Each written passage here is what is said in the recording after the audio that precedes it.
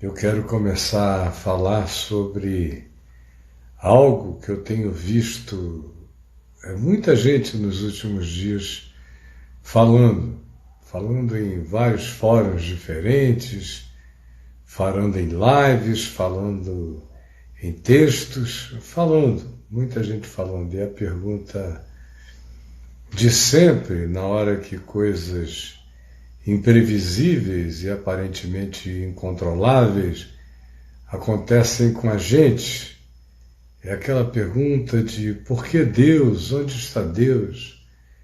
Seria Deus mau? Seria Deus conivente? Ou Deus não está nem aí para coisa alguma dessa natureza? Enfim, perguntas diversas que eu, por exemplo, já ouço há muitos anos, todas as vezes que uma pessoa jovem morre, que um ser humano muito útil morre, perece, ou todas as vezes que um avião cheio de jogadores jovens cai, todas as vezes que um tsunami sem explicação aparente, sempre tem alguma explicação, mas aos sentidos da ignorância popular, chega brutal e devora ilhas e promove catástrofes, ou quando os tufões derrubam e levam as casas, e os alagamentos afogam as famílias, e os fogos destroem montes e natureza, as pessoas me perguntam onde está Deus.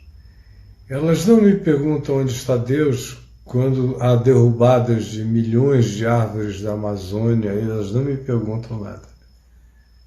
Elas não me perguntam nada quando um líder ou um governante começa a fazer as coisas mais loucas deste mundo. Elas também não me perguntam onde está Deus. Mas tudo que diz respeito à dor humana inesperada, ao susto, à perplexidade, ou ao enfrentamento de alguma coisa que chegue com meios e com força muito maior do que aquela do nosso enfrentamento ou da nossa mais boba tentativa de resistência, todas as vezes que isso acontece, vem a história de onde está Deus. Aí eu tenho visto pessoas falarem, alguns assim, falarem de maneira completamente infantil. Olhe, Deus não é assim, Deus é legal, Deus é bom, eu não creria num Deus que fosse assim. Agora, para eu ajudar você a crer, a ajudar você a melhorar nessa sua angústia de impotência, é preciso que você pare com a ideia que você tem de que Deus é poderoso do jeito que você imagina que Ele é poderoso. Deus tem suas limitações. Aí vem essa coisa toda, não é? Que eu já estou ouvindo desde garotinho. E é a grande questão colocada por Baudelaire, do ponto de vista filosófico. Baudelaire disse, pois se há um Deus, ele não é todo-poderoso, e se ele é todo-poderoso, então ele não é Deus, não é todo bom. Porque se ele é todo-poderoso, ele não tem a bondade suficiente para exercer o poder dele em favor dos seres humanos. E se ele é todo bom, ele não é todo-poderoso, porque não tem todo o poder para realizar tudo aquilo que a sua bondade desejaria fazer. Essa é uma questão de alguns séculos, já esteve na moda, já saiu da moda. No meu livro O Enigma da Graça, que você acha aí no meu portal, na loja do portal, você vai encontrar o livro Enigma da Graça. E o Enigma da Graça trata, entre vários assuntos, dessa questão de Baudelaire, porque se há um Deus, não é todo-poderoso, porque sendo todo-poderoso, não é todo bom para poder exercer toda a sua bondade. Se for todo bom, não é todo poderoso, porque tendo toda a bondade não teve todo o poder para realizá-la. É mais ou menos aí, nessa angustiazinha, que as pessoas vão ficando e não sabem como sair daí. E, meu Deus, e é interessante, eu teria 100 coisas a dizer sobre essa questão, mas o interessante é que ela só se volta para os humanos, não é? Parece que o Deus que existe, o Deus que é, só se interessa pelos humanos, o que mostra que essa filosofia nasce de um olhar completamente particularizado e egoísta. Você não vê a mesma dor quando se trata de uma mortandade de golfinhos. Você não vê a mesma dor quando se trata de uma quantidade enorme de milhares de aves que morreram num determinado lugar por alguma epidemia que atingiu a espécie delas. Só acha curioso e quer saber dos estudos, mas não gera essa mesma dor. Não gera a mesma dor quando as águas vão subindo e vão subindo por causa do aquecimento global e da ação do homem. Mas você não vê ninguém fazendo essa pergunta. Não vê. Agora, quando se trata da espécie humana, a filosofia é sempre totalmente egoísta. Você não vê filosofia sendo escrita no estilo A Peste de Camus, porque jacarés estão comendo muitos peixes, ou porque sucuris da Flórida estão quebrando alligators. Você não vê isso virar um problema filosófico. Quando essa brutalidade animal se manifesta, se ela não tanger o homem, não passar pelo homem, não tocar do homem, ela não tem nenhuma importância para nós. Mostrando que se trata de uma filosofia do meu ego, uma filosofia do eu, centro do universo. Continua a ser uma demonstração de que é uma filosofia egocêntrica, homocêntrica. A catástrofe universal só tem alguma coisa de interessante se for uma ameaça a nós, ou se trouxer devastação a nós. Por isso eu não tenho nem tempo para esse suposto filosofar, um filosofar que só inclui a dor humana, o sofrimento humano, a perplexidade humana, o desespero humano, a impotência humana. Não é uma filosofia, é uma autovitimização elaborada, é só isso. Essas filosofias todas, que só são produzidas a partir do homem, não me impressionam em nada, porque elas não têm nenhum olhar universal. Aliás, se elas tivessem algum olhar universal, elas não se constituiriam como filosofias do jeito que elas se constituem. Elas são fimoses filosóficas, elas só têm a ver com o homem. Elas são apendicites filosóficas, elas só têm a ver com o homem. Elas são, de fato, angústias existenciais que só acontecem se o homem for o protagonista da aflição desesperada Então eu não respeito absolutamente nada que não tenha como resposta filosófica a dor apenas a lágrima. Como Jesus, a maior expressão filosófica de Jesus sobre a dor humana foi a lágrima diante da tumba de Lázaro. Jesus chorou. Essa é a grande resposta filosófica à dor humana. É o choro que provoca a ação. É o choro que provoca a ação.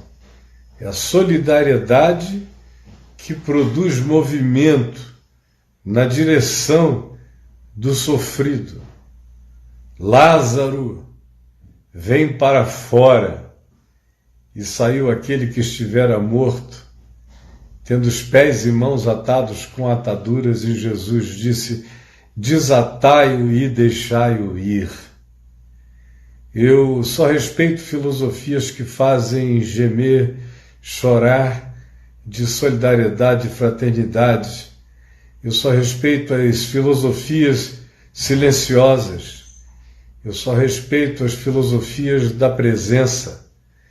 Eu só respeito as filosofias da reverência ante o inexplicável.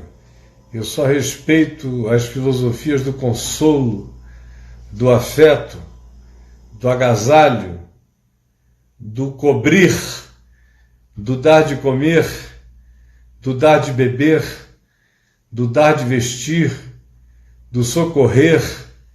Essas são as filosofias que eu respeito. São as filosofias que colocam o filósofo em movimento, que põem o pensador em ação.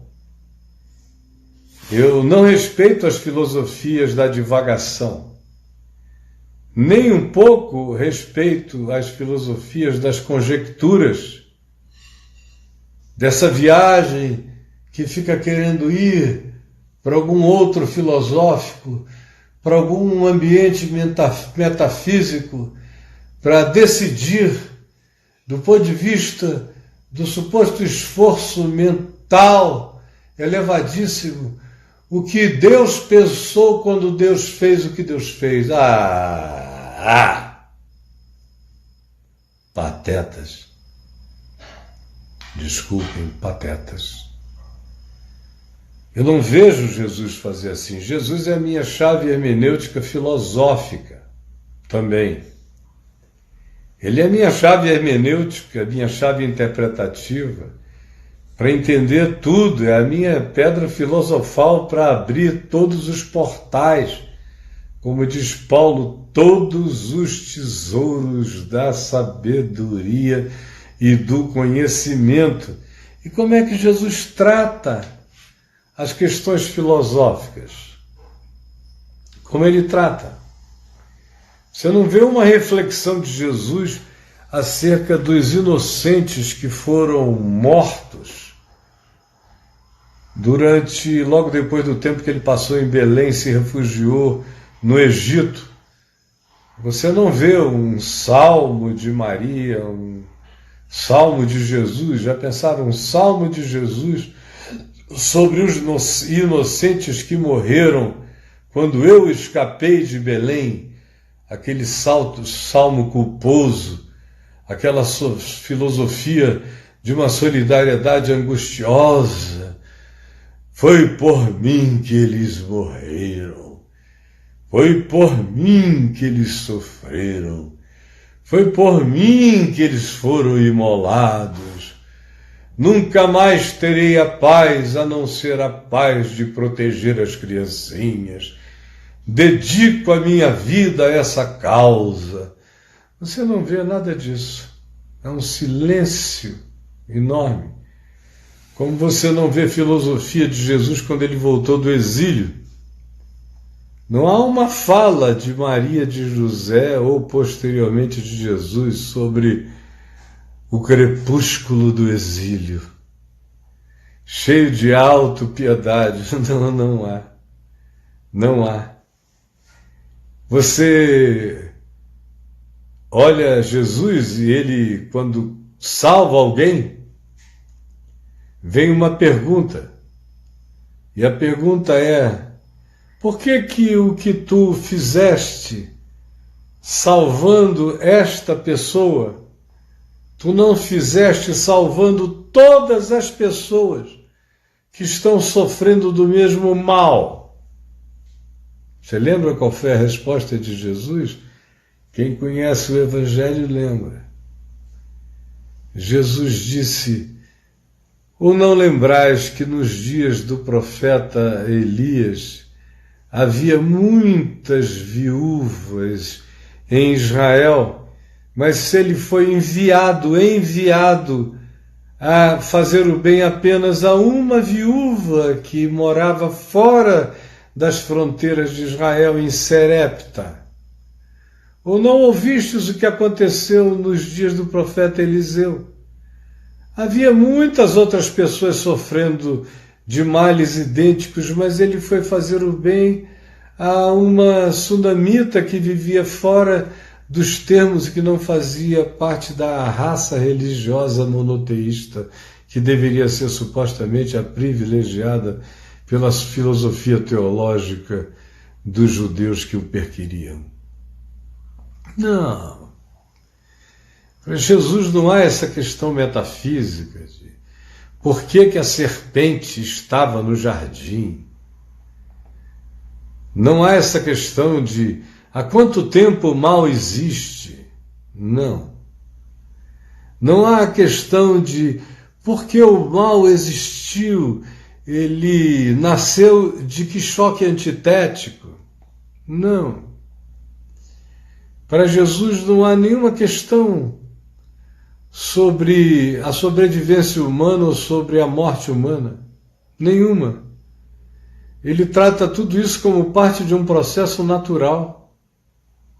As pessoas nascem. As pessoas também podem nascer com deficiência, como o cego de nascença. Aquele curou e antes ouviu a pergunta: quem pecou? Que era uma pergunta teológico-filosófica. Ele ou seus pais para que nascesse cego? E Jesus deu uma resposta que encurrala a filosofia, encurrala a religião, encurrala a reencarnação, encurrala todas as variáveis de resposta. Nem ele pecou. Nem ele pecou agora, quando nasceu assim, pecou no ventre como feto. Nem ele pecou supostamente numa vida anterior, vidas passadas, ou estivesse aqui cumprindo um karma de cegueira de nascença. Nem tampouco os seus pais. Os pais dele já tinham pecado muito na vida, mas não era nenhum pecado que tinha feito aquele moço nascer cego de nascença. Nem nesta vida e nem em uma outra suposta vida anterior. Não.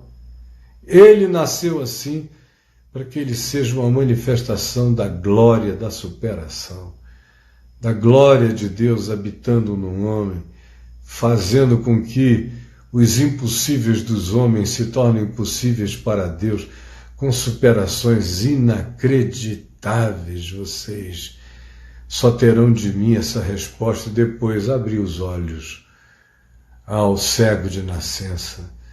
Não filosofou antes, nem durante e nem depois.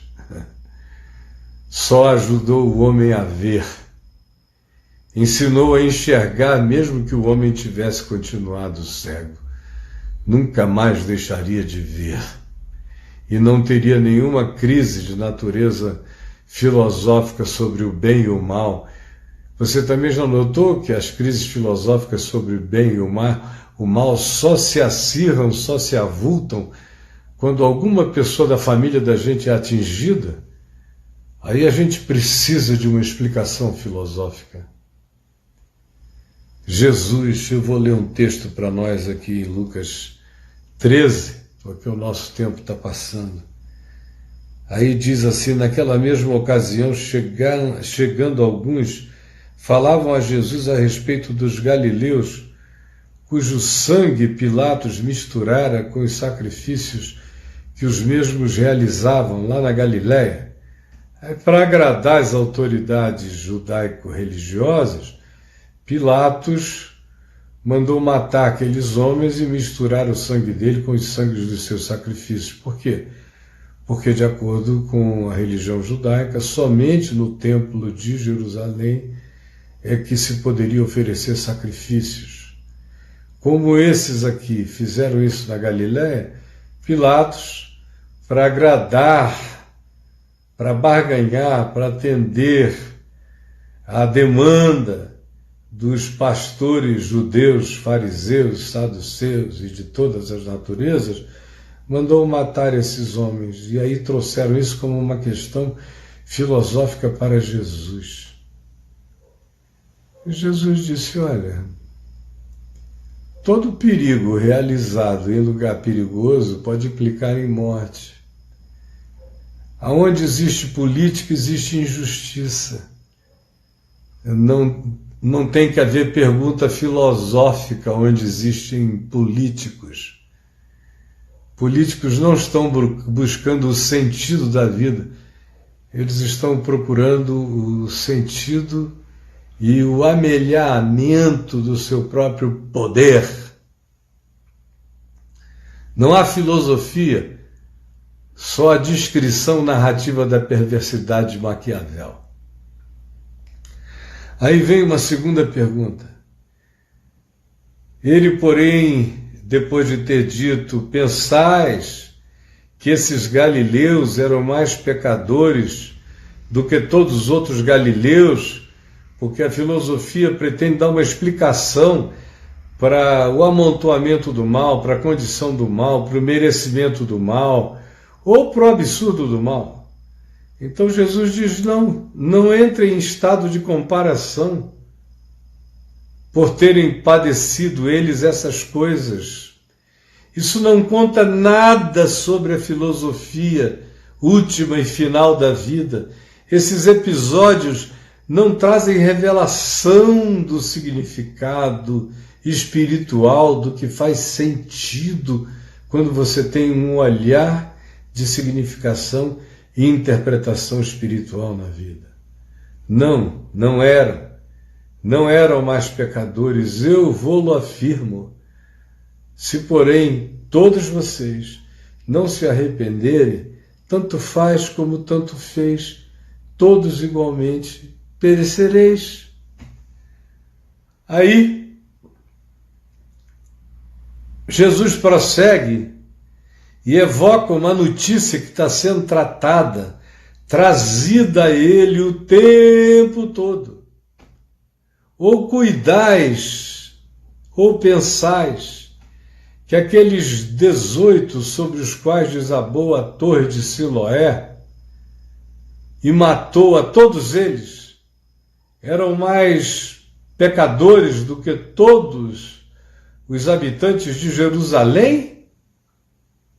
Só porque eles foram sepultados vivos pelo desabamento da Torre de Siloé, que era um lugar magnífico lá em Jerusalém naqueles dias, onde desde a antiguidade príncipes adoravam fazer banquetes naquela torre por causa das piscinas que ela também tinha, do que ela favorecia como cenário.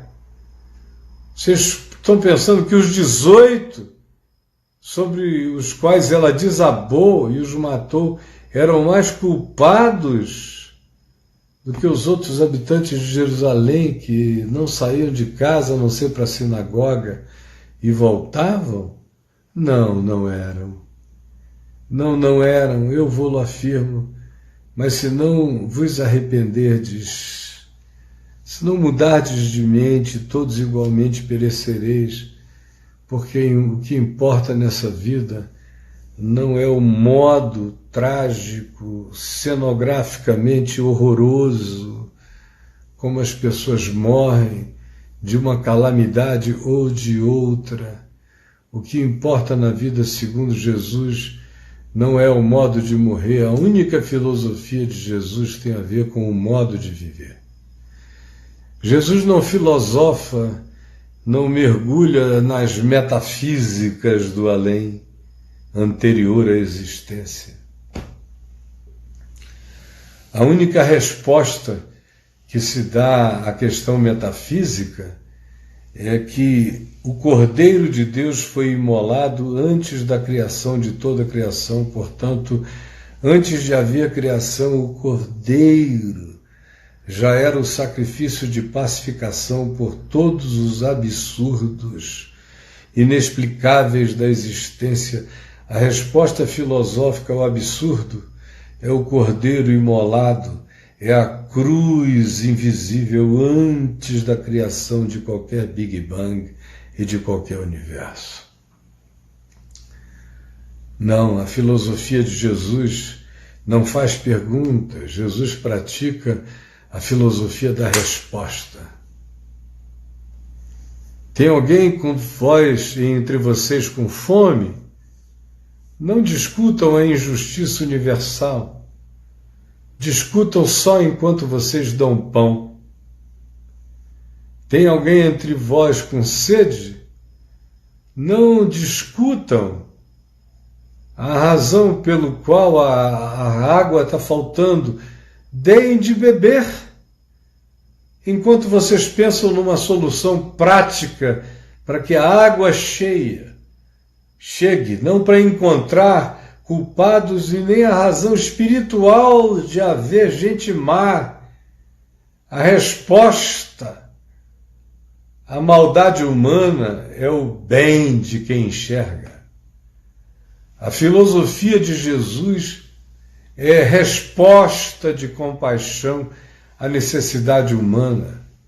Qualquer filosofia sobre a dor humana que não ergue as suas mãos para molhar a boca seca, para botar uma papinha naquele que morre de fome, qualquer filosofia que não contribui com aqueles que estão no fronte ajudando os necessitados, é apenas diletantismo filosófico masturbatório, inconsequente, improdutivo e patético.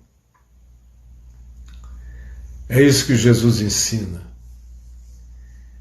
E se você me dissesse honestamente que todos os meus filhos e netos morreram nessa pandemia e eu fiquei só, pode ter certeza de uma coisa, eu ia ter a dor mais avassaladora que eu, como ser humano, conseguiria sentir, experimentar e provar. Eu não sei nem se o meu coração aguentaria.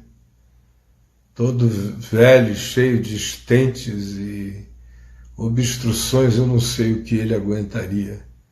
Mas só sei o seguinte: se você ouvisse dizer que eu morrera por causa disso, eu não teria morrido por nenhuma questão filosófica. Eu não tenho perguntas a fazer. Eu sou um homem do apocalipse e da escatologia realizada. Qual é a minha escatologia realizada? A minha escatologia realizada sobre o sofrimento humano é a cruz de Cristo. A cruz.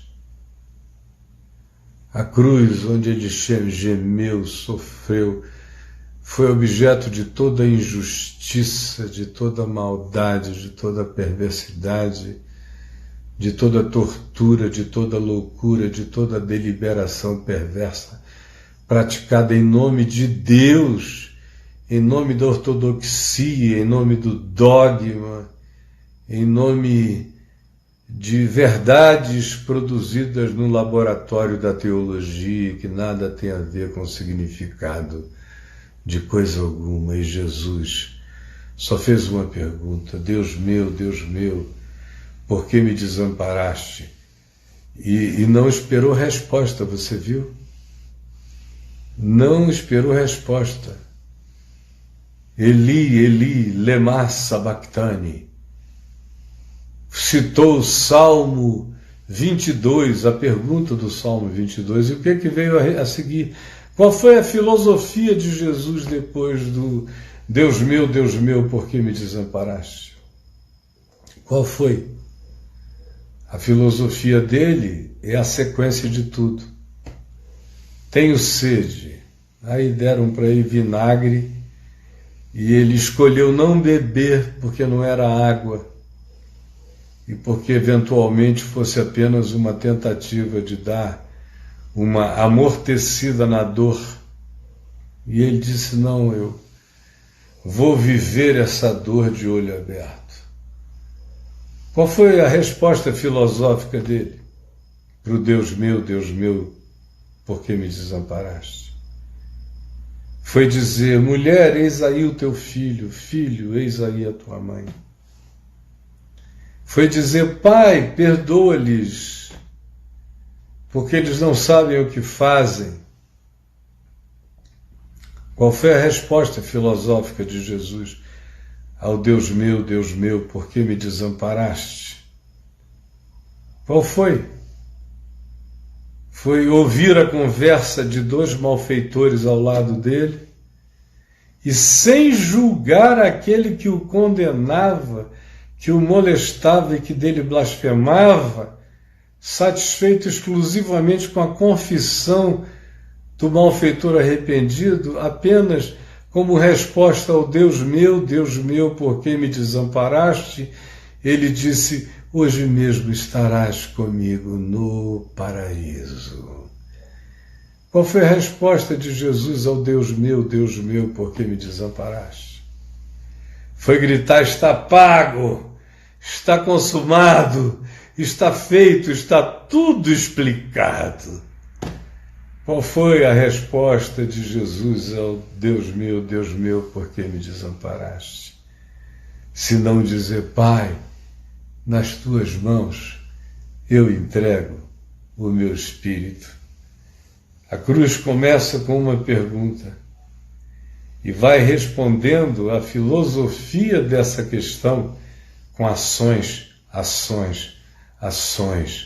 amor, perdão, cuidado, providência de todos os níveis e termina com Deus meu, por que me desamparaste? Nas tuas mãos eu entrego o meu espírito. Essa é a filosofia do Evangelho. O resto, gente, é patetice. Nenhum de nós sonda a mente do Senhor, nenhum de nós conhece os fenômenos do livre-arbítrio fenomenológico da natureza. A maioria de nós nem entende, por exemplo, que esse coronavírus é produto de nós mesmos. Ele só é possível depois que determinadas condições humanas se estabeleceram na Terra. Nossa hiperurbanidade, as nossas megalópolis, os nossos antibióticos, as novas cepas todo ano de vírus que a gente vai arranjando para eles vacina e eles vão se fortalecendo, eles vão ficando com musculatura para o ataque que vem depois, e esse aqui está longe de ser aquele que realmente matará, apesar de todas as nossas tecnologias. Jesus disse, naquele tempo, antes que o Filho do Homem venha, haverá muitas pestes. O Apocalipse, então, é de peste em peste que ele vai crescendo, até chegar a fenômenos insuportáveis, não para um pedacinho da humanidade, mas o Apocalipse cresce aumentando o alcance das calamidades até que elas se tornam absolutamente globais e universais, o que ainda está longe de acontecer. Senhor Jesus, eu quero te pedir que a construção singela desse pensamento, que não é um pensamento filosófico, é uma narrativa de como tu tratas a dor, o mal, o casuísmo, os fenômenos, as quedas físicas, as calamidades, os caprichos políticos, as loucuras dos Pilatos, atendendo às demandas de religiosos assassinos. Ajuda-nos a entender para que nós não nos escandalizemos com nada. Quem aprende como tu tratas a questão do bem e do mal, não se escandaliza com nenhuma perversidade, nem local e nem universal, não fica perplexo com nenhuma incompreensão, apenas confia e sabe que o Senhor é o nosso Deus na saúde e na peste, que o Senhor é o nosso Deus nos dias de praia cheia, e o Senhor é o nosso Deus no silêncio das nossas casas, na reclusão dos nossos quartos. Ajuda-nos a sermos fortalecidos no Senhor e na força do seu poder. É o que eu te peço agora, em nome de Jesus. Amém. Gente boa, eu vou ter que parar aqui, porque eu vou ter que migrar para o YouTube. Então, daqui a 5, 10 minutos, podem me procurar no YouTube, que eu estarei lá. E amanhã à noite eu estarei aqui com vocês, às 7h30 da noite, no mesmo horário. Tá bom? Agora, deixa eu dizer uma coisa. Eu estou lançando um programa novo chamado Zoom Íntimo com Caio. Vai acontecer no Zoom. Eu passo aqui atendendo gente de maneira aberta aos milhares e milhares e milhares. Só para vocês terem uma ideia, nesse último mês, as minhas plataformas já atingiram mais de 15 milhões de pessoas que são atendidas todos os dias e vai multiplicando, vai multiplicando. E é isso que eu vou fazer até o último dia da minha vida. Agora, tem muita gente querendo uma atenção pessoal, especial de mim, que eu não consigo dar, porque eu tenho uma vida para viver mesmo na quarentena e um monte de gente a atender, especialmente na quarentena. Então me veio a ideia de usar essa sala de conferências do Zoom e criar o Zoom Íntimo com Caio. Zoom in é o que aproxima, íntimo com Caio, é um zoom in com Caio e é íntimo comigo. E eu só vou botar 50 pessoas na sala. A sala cabe até 100, mas eu só vou botar 50. Para os que quiserem uma atenção toda particular, entrarem lá. Cada dia, 7 pessoas vão poder fazer perguntas diretas e as outras vão ser abençoadas pela resposta dessas. No dia seguinte, mais 7. No dia seguinte, mais 7. Por fim, uma semana de concentração, 1 hora todo dia, até 1h15, respondendo perguntas desses amigos que entrarem no Zoom Íntimo com Caio. Se lhe interessar, você vai ver aí nas minhas plataformas a divulgação, é só você clicar, entrar e se inscrever, tá bom? Beijo para todo mundo, Deus nos abençoe. Bye bye, planeta Terra.